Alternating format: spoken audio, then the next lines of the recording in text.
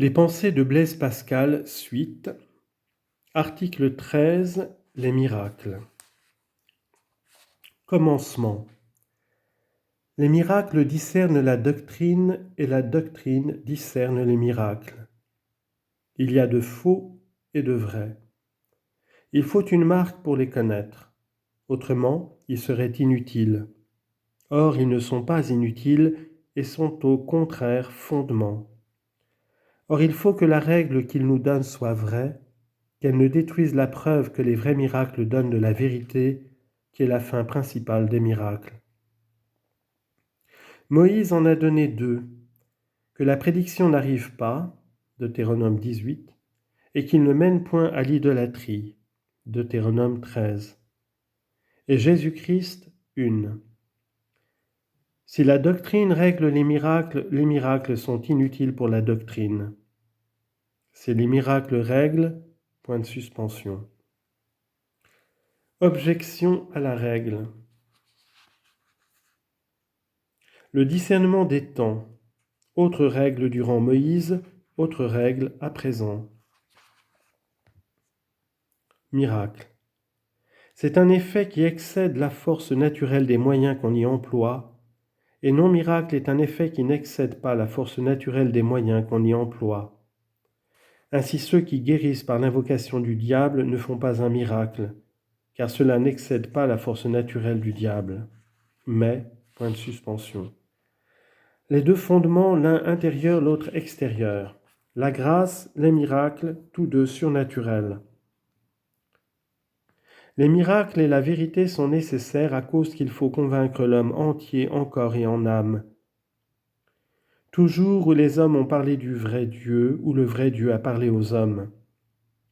Jésus-Christ a vérifié qu'il était le Messie, jamais en vérifiant sa doctrine sur l'écriture et les prophéties, et toujours par ses miracles.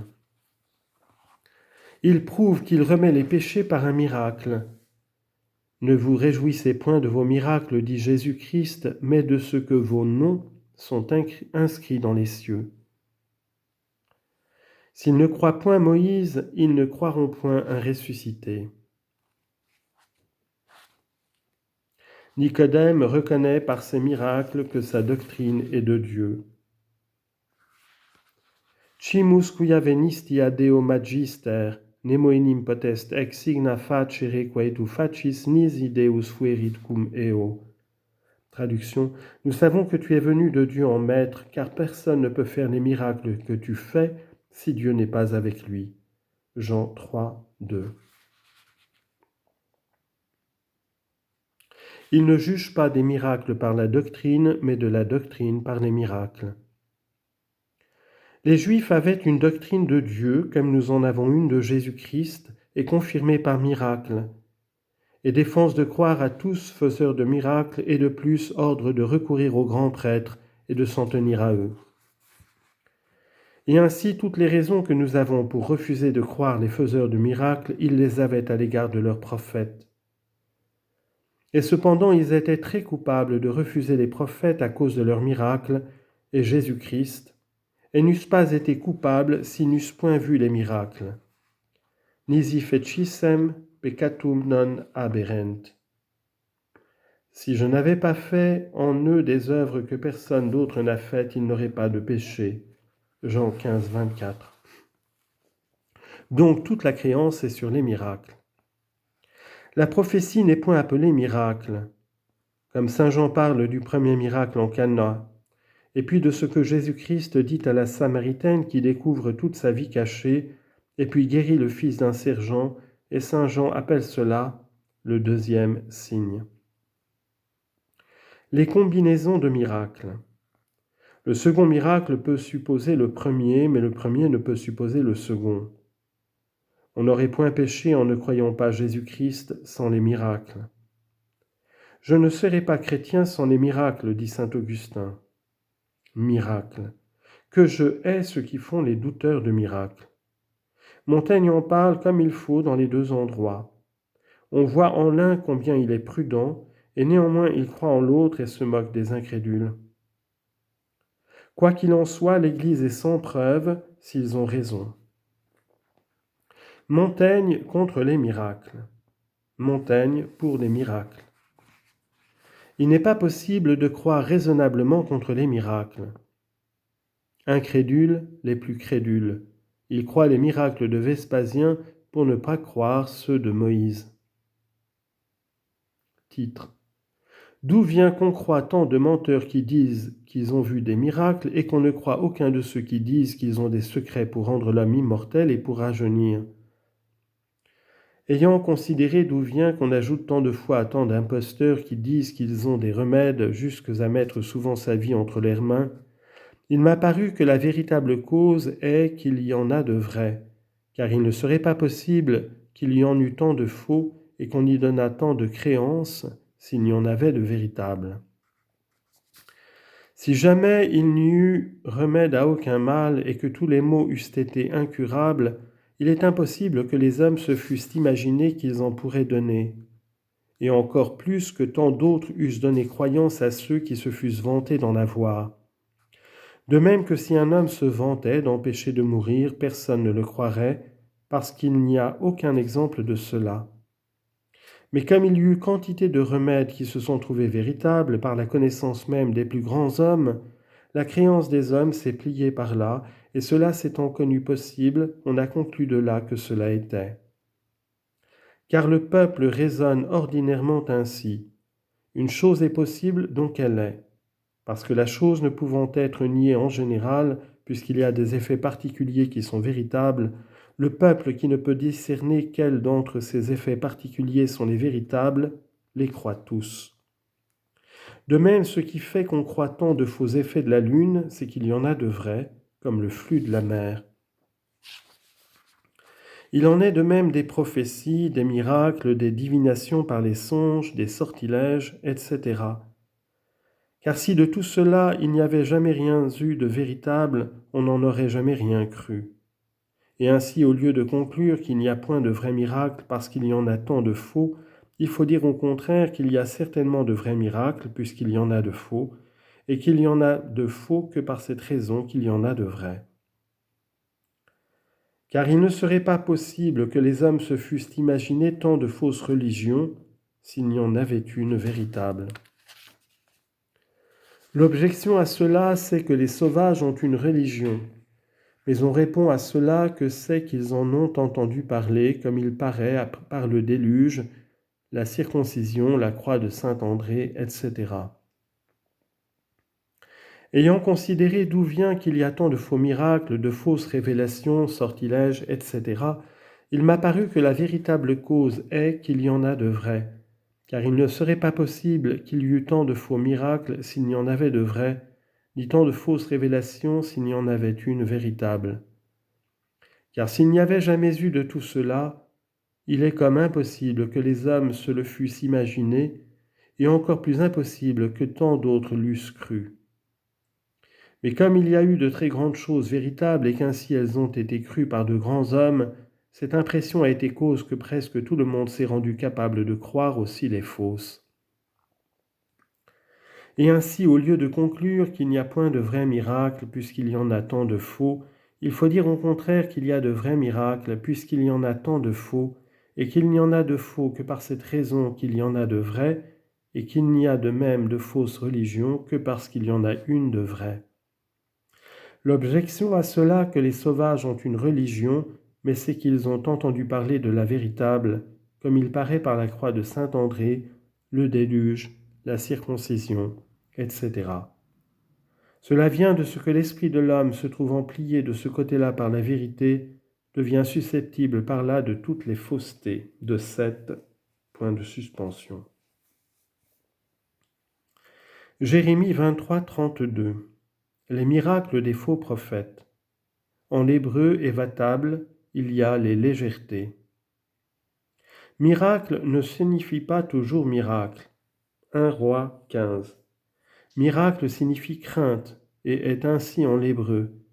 De même en Job, manifestement. 33, 7. Et encore Isaïe 21, 4, Jérémie 44, 12. Portentum signifie simulacrum. Le présage signifie une image représentée ou représentation figurée. Jérémie 1,38 et est ainsi en hébreu et en vatable, Isaïe 8, 18. Jésus-Christ dit que lui et les siens seront en miracle. Si le diable favorisait la doctrine qui le détruit, il serait divisé comme disait Jésus-Christ. Si Dieu favorisait la doctrine qui détruit l'Église, il serait divisé. Omne regnum divisum. Tout royaume divisé contre lui-même. Luc 11, 17. Car Jésus-Christ agissait contre le diable et détruisait son empire sur les cœurs, dont l'exorcisme est la figuration, pour établir le royaume de Dieu. Et ainsi il ajoute « Indigito Dei regnum Dei ad vos ».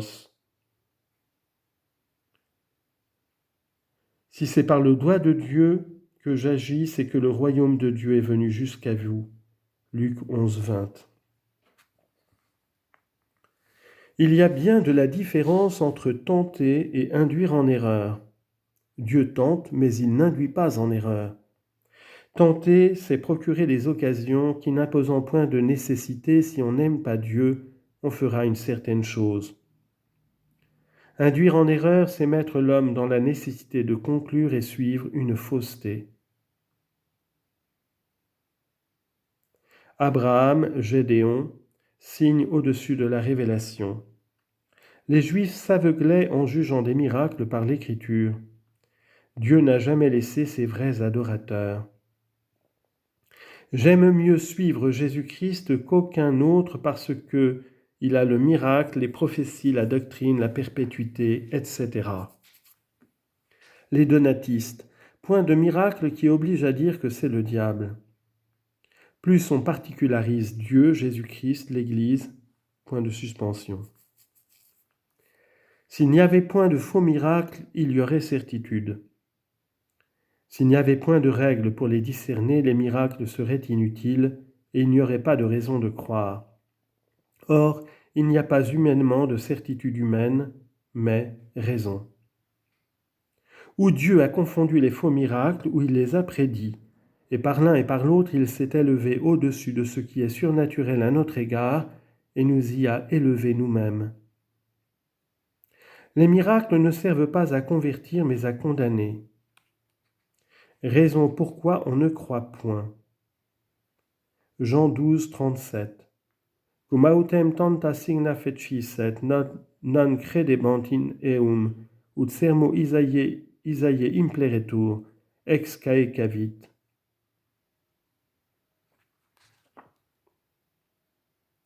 Et quoiqu'il eût fait de si grands signes, ils ne crurent pas en lui, pour que fût accomplie la parole d'Isaïe, il les a aveuglés.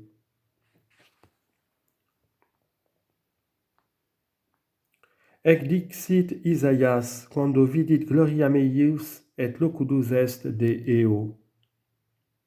C'est ce que dit Isaïe lorsqu'il vit sa gloire et qu'il parla de lui. Jean 12, 41. Iudei signa petunt et Greci sapientiam querunt nos autem Iesum crucifixum.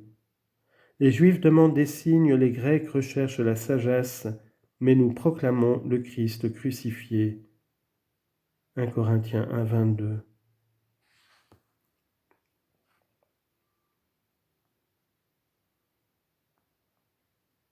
Sed plenum signis, sed plenum sapientia, vos autem Christum non crucifixum et religionem sine miraculis et sine sapientia.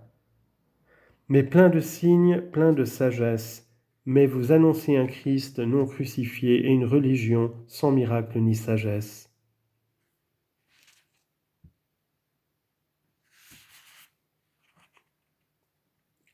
Ce qui fait qu'on ne croit pas les vrais miracles est le manque de charité. Sed vos non creditis quia non estis ex ovibus. Mais vous ne croyez pas parce que vous n'êtes pas de mes brebis. Jean 10, 26. Ce qui fait croire les faux est le manque de charité. 1 Thessaloniciens 2. Fondement de la religion, c'est les miracles. Quoi donc ? Dieu parle-t-il contre les miracles, contre les fondements de la foi qu'on a en lui ? S'il y a un Dieu, il fallait que la foi de Dieu fût sur la terre. Or, les miracles de Jésus-Christ ne sont pas prédits par l'Antichrist, mais les miracles de l'Antichrist sont prédits par Jésus-Christ, et ainsi, si Jésus-Christ n'était pas le Messie, il aurait bien induit en erreur. Mais l'Antéchrist ne peut bien induire en erreur. Quand Jésus-Christ a prédit les miracles de l'Antéchrist, a-t-il cru détruire la foi de ses propres miracles ? Moïse a prédit Jésus-Christ et ordonné de le suivre. Jésus-Christ a prédit l'Antéchrist et défendu de le suivre.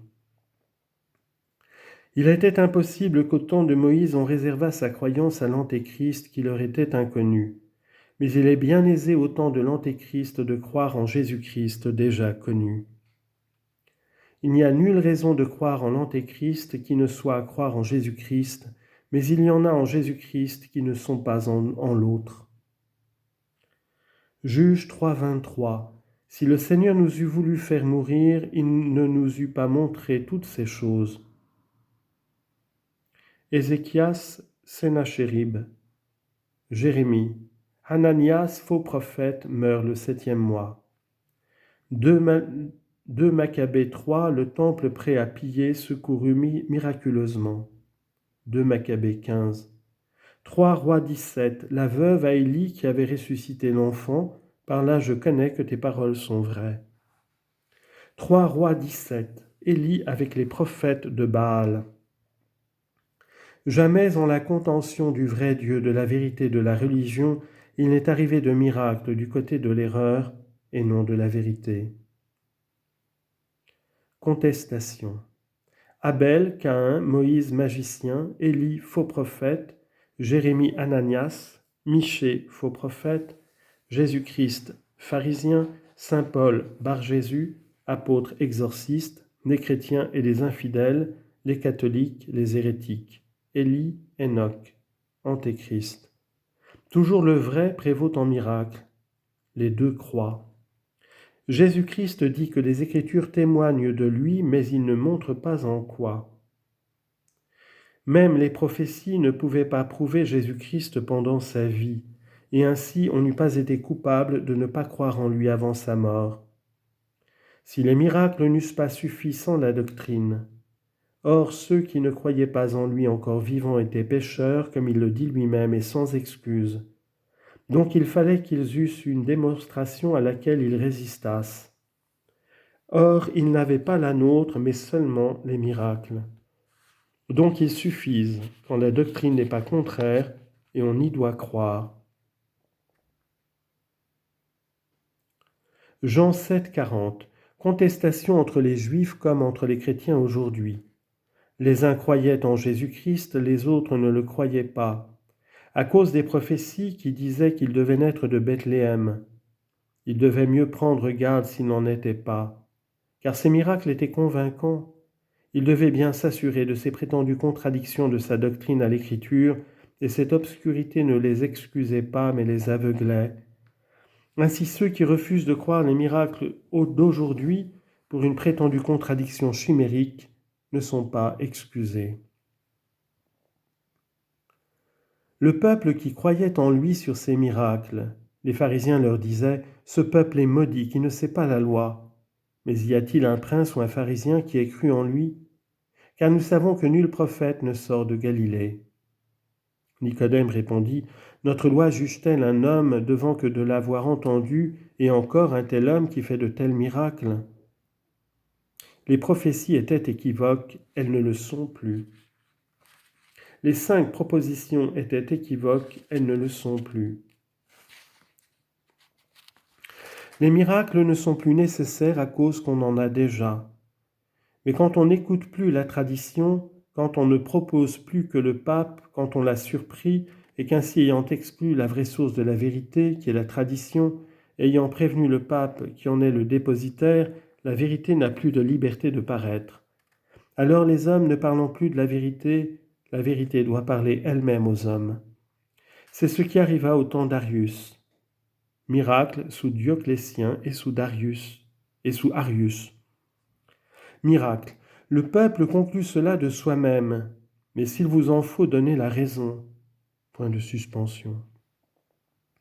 Il est fâcheux d'être dans l'exception de la règle. Il faut même être sévère et contraire à l'exception.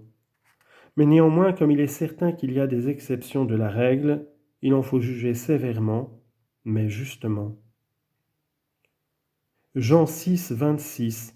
Non quia vidisti signa, sed quia saturati estis.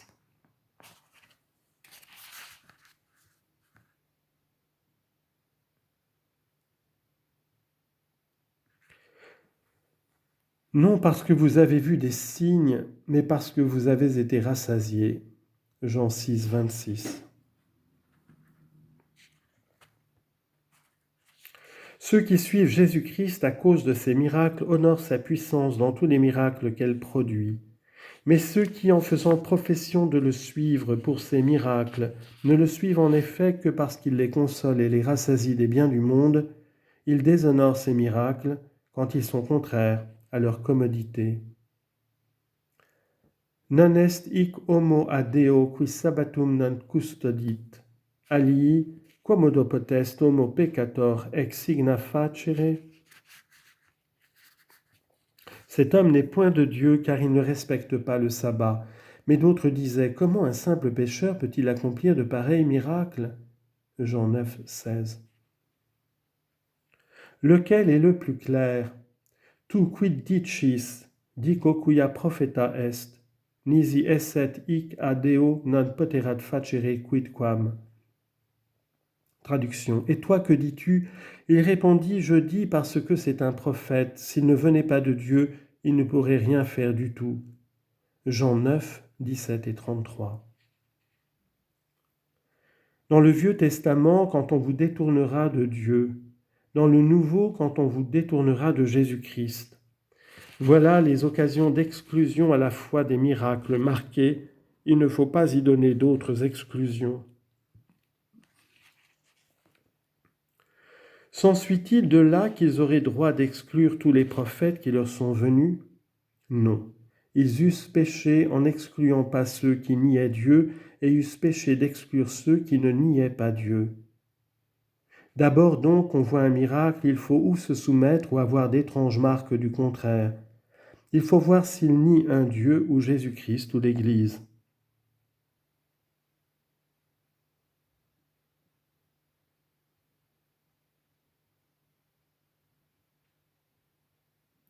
Il y a bien de la différence entre n'être pas pour Jésus-Christ et le dire, ou n'être pas pour Jésus-Christ et feindre d'en être. Les uns peuvent faire des miracles, non les autres, car il est clair des uns qu'ils sont contre la vérité, non des autres, et ainsi les miracles sont plus clairs. C'est une chose si visible qu'il faut aimer un seul Dieu, qu'il ne faut pas de miracle pour le prouver. Jésus-Christ a fait des miracles, et les apôtres ensuite, et les premiers saints en grand nombre, parce que les prophéties n'étant pas encore accomplies et s'accomplissant par eux, rien ne témoignait que les miracles. Il était prédit que le Messie convertirait les nations. Comment cette prophétie se fut-elle accomplie sans la conversion des nations? Et comment les nations se fussent-elles converties au Messie, ne voyant pas ce dernier effet des prophéties qui le prouvent? Avant donc qu'il ait été mort, ressuscité et converti les nations, tout n'était pas accompli. Et ainsi il a fallu des miracles pendant tout ce temps. Maintenant il n'en faut plus contre les Juifs, car les prophéties accomplies sont un miracle subsistant.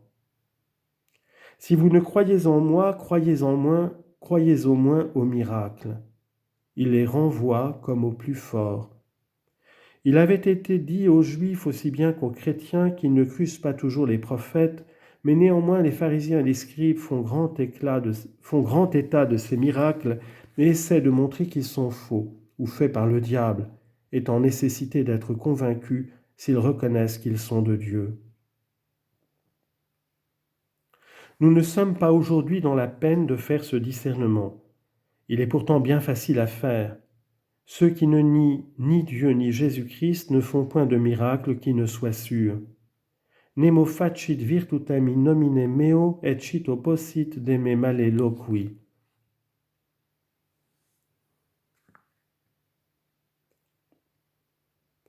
Personne ne peut en mon nom faire de miracle et aussitôt mal parler de moi.